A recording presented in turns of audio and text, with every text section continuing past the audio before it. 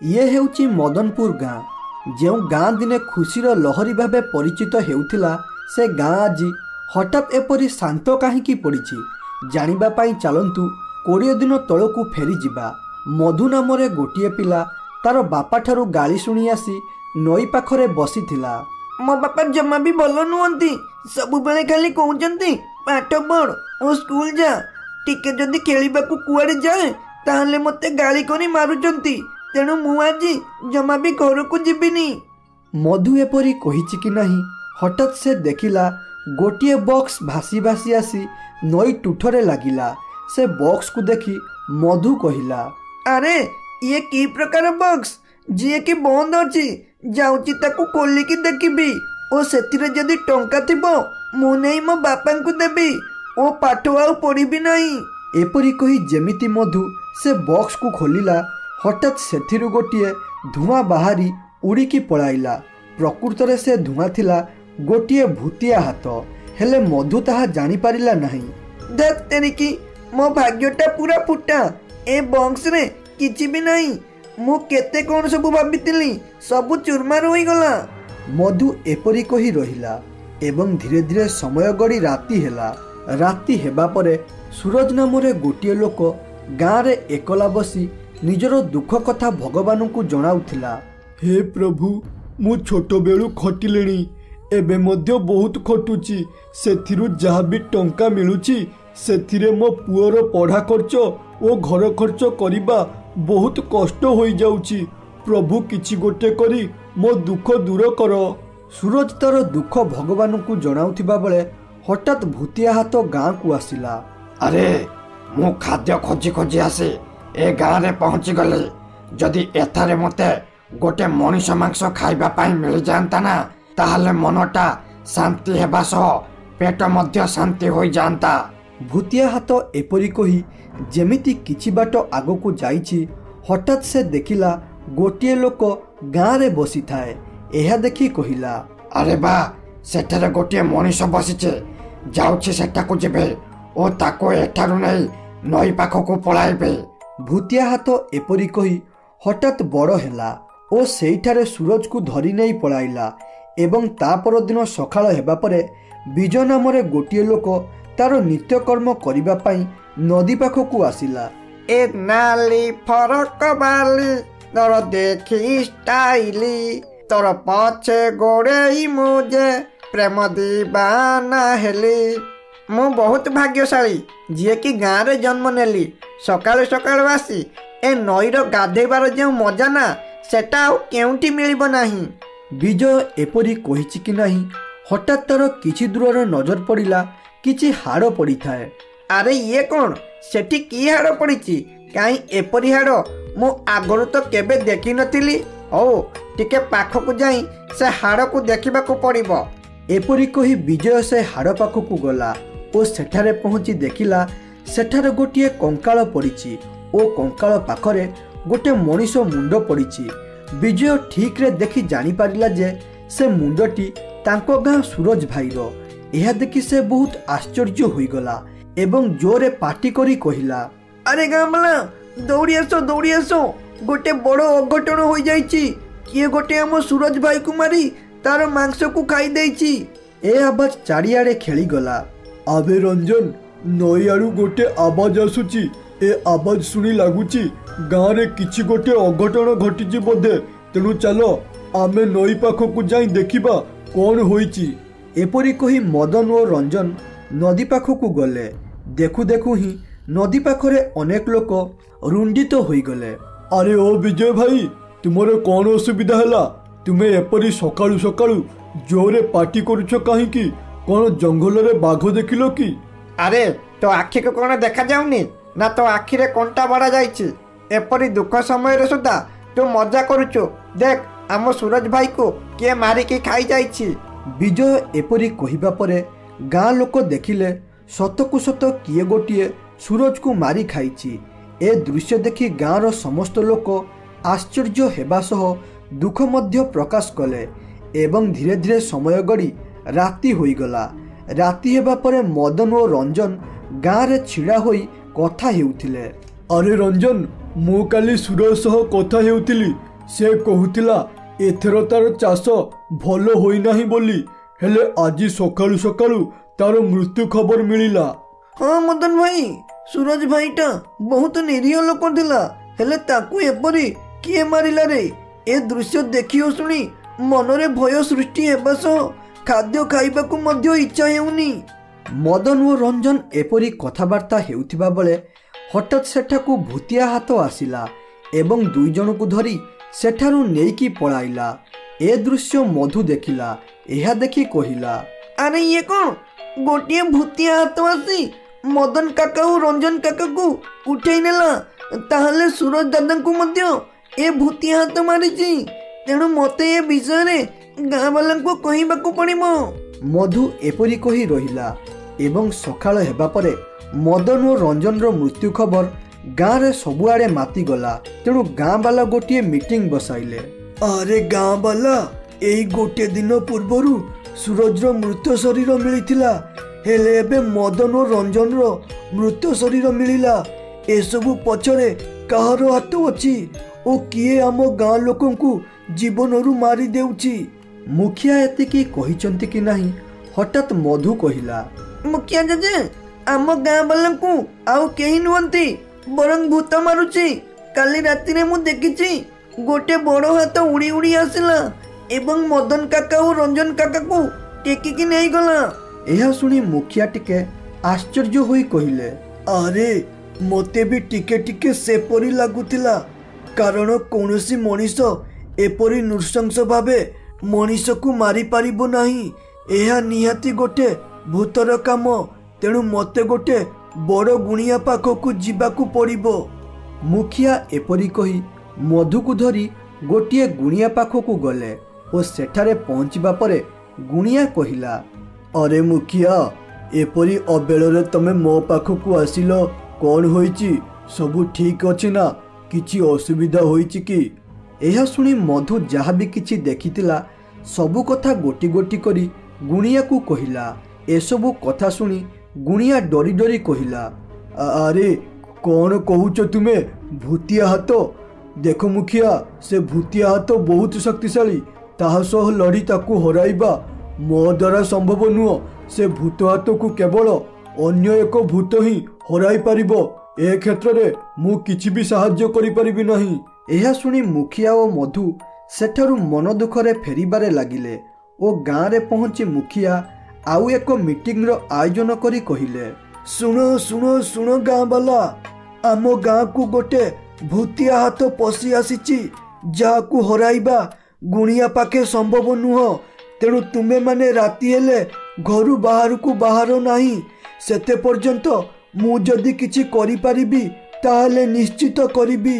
ଏକଥା ଶୁଣି ମଧୁ ନଈ ପାଖକୁ ପଳାଇ ଆସିଲା ଏବଂ ସେଠାରେ ପହଞ୍ଚି ଜୋରେ ପାଟି କରି କହିଲା, ଏ ସୁରଜ ଦାଦା ଆତ୍ମା, ମୁଁ ଜାଣିଛି ତମେ ଏଇଠି କୋଉଠି ଅଛ।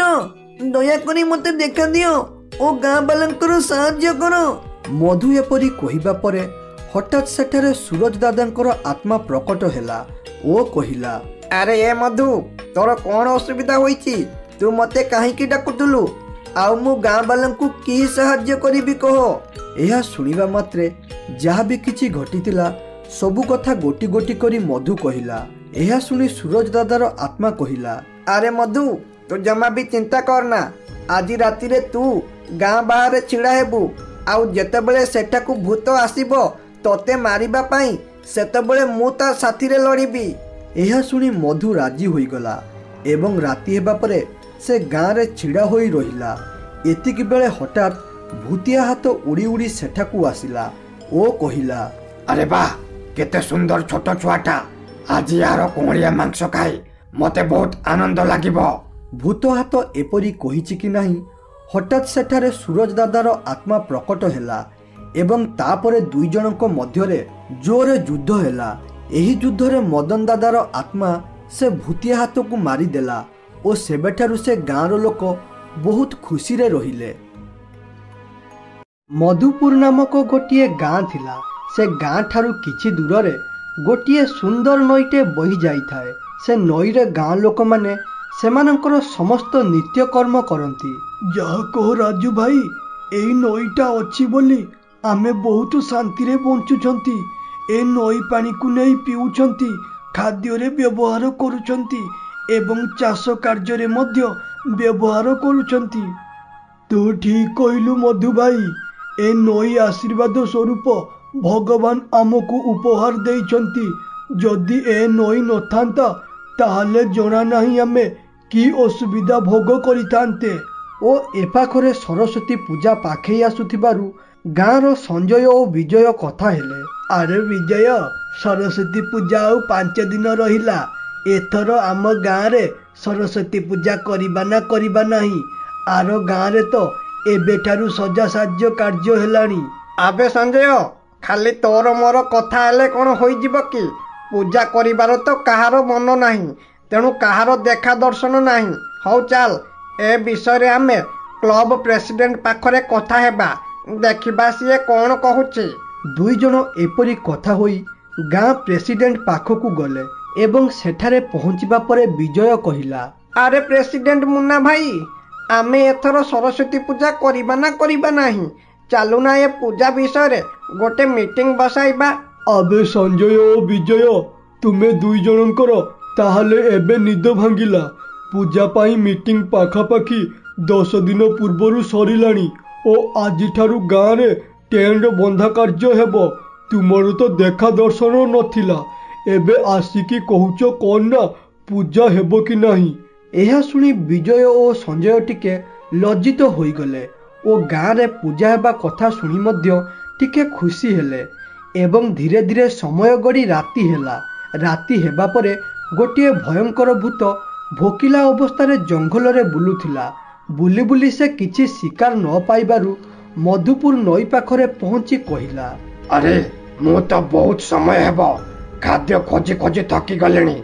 ଲାଗୁଛି ମତେ ଆଜି ଖାଦ୍ୟ ମିଳିବ ନାହିଁ, ତେଣୁ ଏ ନଈର ପାଣି ପିଇ ରହିଯିବି ଓ କାଲି ସକାଳ ହେବା ପରେ ଖାଦ୍ୟ ଖୋଜିବି। ଭୂତ ଏପରି କହି ନଈର ପାଣି ପିଇଲା। ନଈର ପାଣି ପିଇବା ପରେ ତାକୁ ପାଣି ବହୁତ ଭଲ ଲାଗିଲା, ତେଣୁ ସେ କହିଲା, ଆରେ ବା, କେତେ ସୁନ୍ଦର ପାଣି! ଏପରି ସୁନ୍ଦର ପାଣି ମୁଁ ମୋ ଜୀବନରେ କେବେ ବି ପିଇ ନଥିଲି। ଯାଉଛି କିଛି ଦିନ ଏ ନଦୀ କୂଳରେ ରହିଯିବି ଓ ଖାଦ୍ୟ ନ ମିଳିଲେ ଏହି ପାଣି ପିଇ ଭୋକ ମେଣ୍ଟାଇବି। ଏପରି କହି ଭୂତ ସେଠାରେ ରହିଲା। ହେଲେ ଭୂତକୁ ପାଣିରେ ରହୁଥିବା ଦୃଶ୍ୟ ଗୋଟିଏ ମଦୁଆଟେ ଦେଖିଲା ଓ ସେ କହିଲା, ଆରେ ଇଏ କ'ଣ? ଆମ ନଈରେ ଗୋଟେ ଭୂତ ରହୁଛି। ମତେ ଏସବୁ କଥା ଆମ ଗାଁ ଲୋକଙ୍କୁ କହିବାକୁ ପଡ଼ିବ, ନହେଲେ ଏ ଭୂତ ଆମ ଗାଁ ଲୋକଙ୍କୁ ଗୋଟି ଗୋଟି କରି ମାରିକି ଖାଇବ। ମଦୁଆ ଏପରି କହି ରହିଲା ଏବଂ ତା ପରଦିନ ସକାଳ ହେବା ପରେ ସେ ତାଙ୍କ ଗାଁର କିଛି ଲୋକଙ୍କୁ କହିଲା, ଆରେ ଗାଁ ବାଲା, ଦୟାକରି ନଦୀକୁ ପାଣି ଆଣିବାକୁ ଯାଉନି କିମ୍ବା ନଦୀ ପାଣି ବ୍ୟବହାର କରନି। ଆରେ ରଘୁ ଭାଇ, ତମେ ଜାଣିଛ ନଦୀ ହେଉଛି ଆମ ଜୀବନ। ଆମେ ନଦୀ ପାଣି ବ୍ୟବହାର ନ କଲେ ବଞ୍ଚିବୁ କେମିତି ଓ ନଦୀକୁ ଯିବୁନି କାହିଁକି? ଆରେ ଭାଇ, ମୁଁ କାଲି ରାତିରେ ମଦ ପିଇ ଆସୁଥିଲି। ଆସିଲା ବେଳେ ଦେଖିଲି ଗୋଟେ ଭୟଙ୍କର ଭୂତଟେ ଆମ ନଦୀରେ ରହିଲା ଓ ସେ କହୁଥିଲା କିଛି ଦିନ ସେଠାରେ ରହିବା ପାଇଁ। ଆବେ ରଘୁ ଭାଇ, ତ ମୁଣ୍ଡ କାମ କରୁନି। ଲାଗୁଛି କାଲି ରାତିରେ ତୁ ଟିକେ ଅଧିକ ମଦ ପିଇ ଦେଇଥିଲୁ, ତେଣୁ ତତେ ଅଧିକ ନିଶା ହୋଇଯାଇଥିଲା। କହିଲା କ'ଣ ନା ଆମ ନଦୀରେ ଭୂତ ରହୁଛି, ତେଣୁ ଯା ଏକଥା ଆଉ କାହା ପାଖରେ କହିବୁ। ଏସବୁ କଥା ଶୁଣି ମୁଖିଆ କହିଲେ, ଆରେ ଏ ଯଦୁ, ତୁ ଏପରି ରଘୁର ମଜା ଉଡ଼ାନା। ମାନୁଛି ସିଏ ମଦ ପିଏ। ଯଦି ସେ ଭୂତକୁ ସତରେ ଦେଖିଥିବ ତାହେଲେ ଭାବ ଆମ ଗାଁ ଲୋକଙ୍କର କ'ଣ ହେବ। ତେଣୁ ଆଜି ଗୋଟେ ଦିନ କେହି ବି ନଦୀ ପାଖକୁ ପାଣି ଆଣିବାକୁ ଯାଉନି। ଓ ହଁ, ଆଜି ରାତିରେ ଆମେ କିଛି ଜଣ ନଈ ପାଖକୁ ଯିବୁ। ଯଦି ସେଠାରେ ସତରେ ଭୂତ ଥିବ ତାହେଲେ କାଲିଠାରୁ କେହି ବି ନଈକୁ ଯିବନି। ମୁଖିଆ ଠାରୁ ଏପରି କଥା ଶୁଣି ରଘୁର ମନ ଟିକେ ଖୁସି ହୋଇଗଲା ଏବଂ ରାତି ହେବା ପରେ ମୁଖିଆ, ଯଦୁ ଓ ରଘୁ ନଈ ପାଖକୁ ଗଲେ ଏବଂ ସେଠି ଗୋଟେ ଜାଗାରେ ଲୁଚିକି ନଈ ଉପରେ ନଜର ରଖିଲେ। ପାଖାପାଖି 1 ଘଣ୍ଟା ସେମାନେ ନଈ ଉପରେ ନଜର ରଖିବା ପରେ ମଧ୍ୟ କୌଣସି ଭୂତକୁ ଦେଖିପାରିଲେ ନାହିଁ। ତେଣୁ ଯଦୁଆ କହିଲା, ଆରେ ମୁଖିଆ, ମୁଁ ତ କହିଥିଲି ନା ଏଟା ମଦୁଆଟା। ମଦ ପିଇ ଏପରି ମିଛ କହୁଥିବ।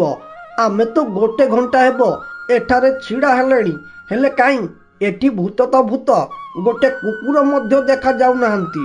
ଯଦୁଆ ଏପରି କହିଛି କି ନାହିଁ, ହଠାତ୍ ତାଙ୍କର ନଜର ପଡ଼ିଲା ନଈତୁଠ ପାଖକୁ। ସେମାନେ ଦେଖିଲେ ଗୋଟିଏ ଭୟଙ୍କର ଭୂତଟେ ସେଠାରେ ପ୍ରକଟ ହେଲା ଓ କହିଲା, ଆରେ ବା, ମୁଁ ଗୋଟେ ଭଲ ଜାଗାଟେ ପାଇଗଲି ରହିବାକୁ।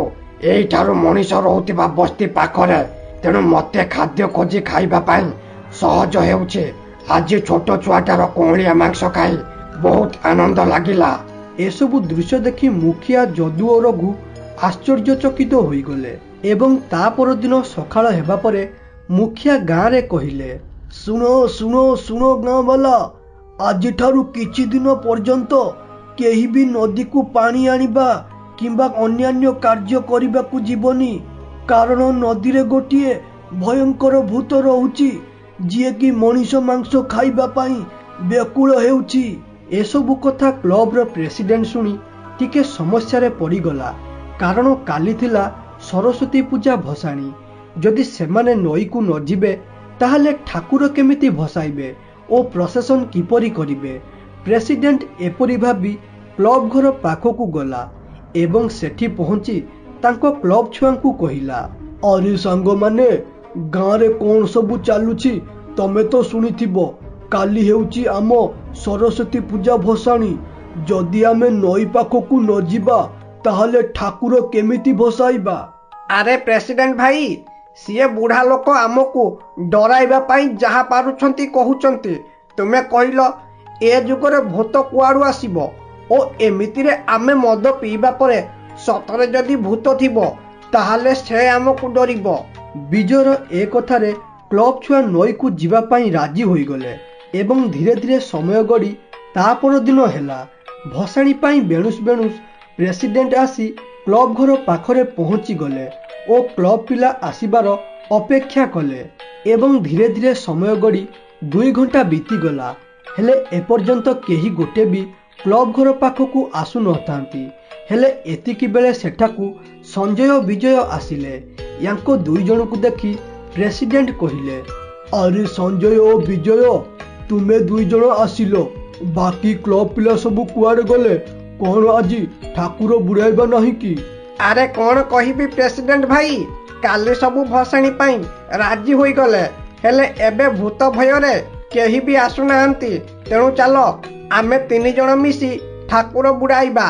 ବିଜୟର ଏକଥା ଶୁଣି ପ୍ରେସିଡେଣ୍ଟ ରାଜି ହୋଇଗଲେ ଓ ତାପରେ ଠାକୁର ନେଇ ନଈ ପାଖକୁ ଯିବାରେ ଲାଗିଲେ ଏବଂ କିଛି ସମୟ ପରେ ନଈ ପାଖରେ ପହଞ୍ଚିଗଲେ।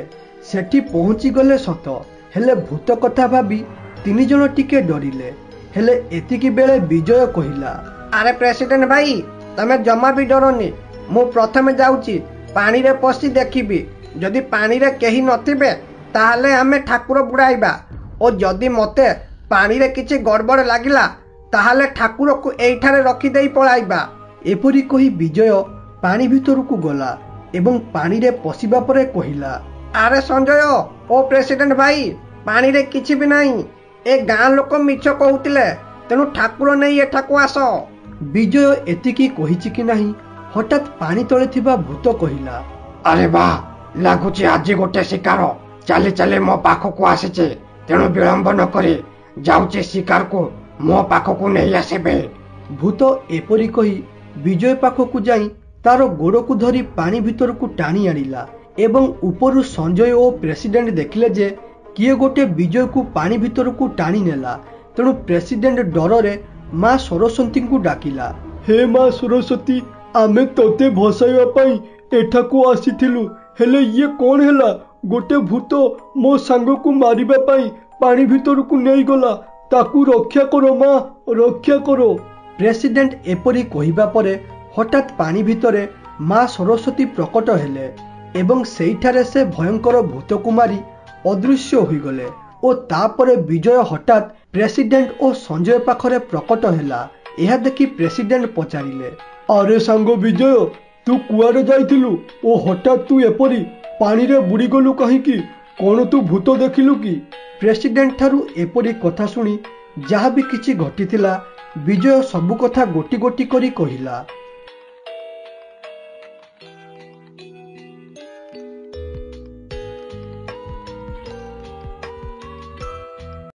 एकदा गोटिए भूत खाद्य खोजी खोजी आसी माधवपुर नामक गोटिए गाँव में पहुँचला और देखिला सेठारे बहुत लोक अछंती। एहा देखी कहिला, अरे एठारे तो अनेक मनीष रहउचंती, जाउछि यांक भितरु गोटे मनीष को धरिके खाइबे। हेले जदि यांक भितरु जन को मारिके खाए ताहले अन्य गाँ लोक एठारु दौड़िके पलाइबे ओ गुणिया को डाके मते बंधीन करिदेबे। तेणु मते किछि गोटे उपाय खर्च करे यांको समस्त को खाइबा को पड़िबो। एपरी कही भूत किछि बाट आगकू जाइछि। हठात देखिला किछि लोक जगन्नाथ मंदिर पाखरे छिड़ा होइचंती। हे प्रभु जगन्नाथ, मु बहुत दुखी मनीष, मोर घरे खाइबाकू किछि भी नहीं। मु सबु बेले खटिकी टंका रोजगार करूछि, तेणु मो पुअर गोटे चाकिर कराई दियो प्रभु। हे प्रभु जगन्नाथ, मो पुअर देह बहुत खराब, ताको अनेक डाक्तर देखाई अनेक मेडिसिन देलिनी, हेले से एपर्यंत ठीक होइनी। दयाकरी आपण आशीर्वाद करंतु जेमिति मो पुओ शीघ्र ठीक हो जिवो प्रभु। एसबु दृश्य भूत देखी ता मनरे गोटिए बुद्धि जुटिला। तेणु से कहिला, अरे प्रत्येक लोकंकर किछि ना किछि समस्या अछि ओ से समस्यार समाधान करिबा पई जगन्नाथ मंदिर पाखकू आसुचंती ओ जगन्नाथ मंदिर पाखरे निज दुख जणाउछंती। तेणु मु जगन्नाथक रूप धरी ए लोकंक पाखकू जिबे ओ तांको समस्यार समाधान करिबाकू कहि गोटे गोटे मारिके खाइबे। भूत एपरी मने मने उपाय भाबी रहिला एवं ता पर दिन सकाळ हेबा परे मंदिर पाखकू आसिला ओ देखिला अनेक लोक मंदिर पाखरे रुंडित होइचंती। से एई मौकार फायदा उठाई सेठारु अदृश्य होइगला एवं जगन्नाथक रूप धरी लोकंक सामने प्रकट हैला। यह देखि गाँ लोक माने आश्चर्य होइगले। एसबु दृश्य देखि राजू नामरे गोटे लोक कहिला, हे प्रभु जगन्नाथ, आपण आमको देखा देले, तेणु आम जीवन धन्य होइगला। प्रभु देख, मु आपनकु सबु बेले मो दुख कथा जणाए। आपण जानिछंती मु केते गरीब, तेणु मोर सहाय्य कर प्रभु। अरे ओ भाई, तमे कोन खाली जगन्नाथंकु तम दुख जणाओ, मु मध्य जणाए। तेणु प्रभु प्रथमे मो समस्यार समाधान करिवे ओ ता उपरे जाई जहर सहाय्य करिबा कथा करिवे। तेणु प्रभु आपण मो साथीरे मो घर को चलंतु। अरे अरे, तमे दुई जण कोन आइल नाथिया? प्रभु खाली तमर दुख शुणिबे, मु भी प्रभुंकु मो दुख जणाउची। से मध्य मो समस्यार समाधान करिवे, तापरे जाई तमर सहाय्य करिवे। एहा सुनी भूत मने मने भाबिला, हौ रे, तमे केते झगड़ा लागिबा कथा लाग। मु तुम समस्त को मो पेटर भोजन करिबे, खाली किछि दिन अपेक्षा कर। भूत एपरी भाबी कहिला, अरे मोर प्रिय बश्च माने, तमे एपरी निज निज भितरे झगड़ा लागनी। मु तुम मानक समस्यार समाधान करिबाकू आसीछि। तेणु जेते पर्यंत तुम समस्या समाधान होइनी सेते पर्यंत मु कुआडे जीविनी। भूत ठारू एपरी कथा सुनी सबु लोक खुशी होइगले ओ भूत को रहिबा पई गाँ रे गोटिए घर देले। आज ए मूर्ख लोकन को छाड़ी देले, तेणु आज गोटे दिन मो भोक को चापिकी रखिदेबे ओ काली हेबा परे गोटे गोटे लोकन को नहीं मारिके खाइबे। भूत एपरी कही रहिला एवं ता पर दिन सकाळ हेबा परे भूत रहितिबा घर सामने लोकंकर लाइन लागिला। लाइन अनुसारे मधु नामरे गोटिए लोक आगे भूत पाखकू गला ओ सेठारे पहुंची कहिला, हे प्रभु जगन्नाथ, मो चाष जमी रे जमा भी चाष हेउनी, तेणु मो पाखरे खाइबा पई किछि भी खाद्य नाही किंबा चलिबा पई टंका नाही। तेणु आपण मो चाष जमी ठीक करिबा सह मते अनेक टंका दियंतु, जेमिति मु मला पर्यंत बसिकी खाइले भी सरिबो नाही। एहा सुनी भूत तार प्रकृत रूप को आसिला ओ कहिला, अरे मूर्ख मनीष, तू कौन भाबिलो?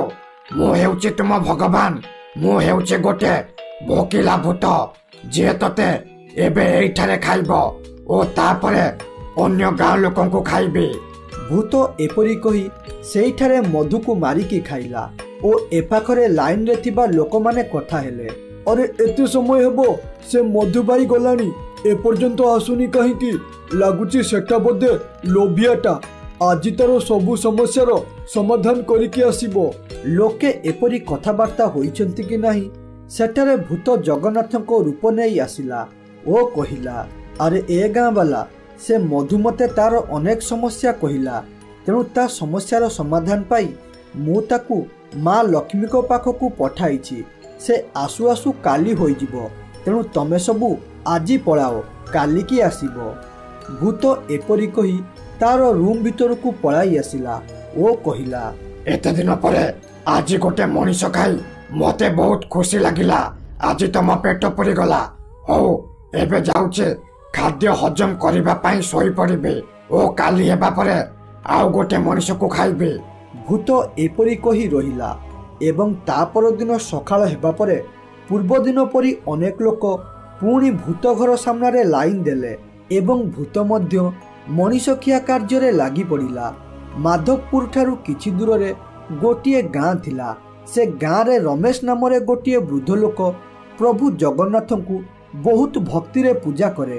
ସେ ମାଧବପୁରରେ ପ୍ରଭୁ ଜଗନ୍ନାଥ ଆସିଛନ୍ତି ଶୁଣି ବହୁତ ଖୁସି ହୋଇଗଲା ଓ ତାର ସ୍ତ୍ରୀକୁ କହିଲା, ଆରେ ସଙ୍ଗୀତା ଶୁଣୁଛ, ଆର ଗାଁ ମାଧବପୁରକୁ ପ୍ରଭୁ ଜଗନ୍ନାଥ ଆସିଛନ୍ତି ଏବଂ ସେ ଲୋକମାନଙ୍କୁ ସାହାଯ୍ୟ କରୁଛନ୍ତି, ତେଣୁ ମୁଁ ସେଠାକୁ ଯାଉଛି ଏବଂ ପ୍ରଭୁଙ୍କୁ ମାଗିବି ଆମ ହଜି ଯାଇଥିବା ପୁଅକୁ ଫେରାଇ ଦେବେ।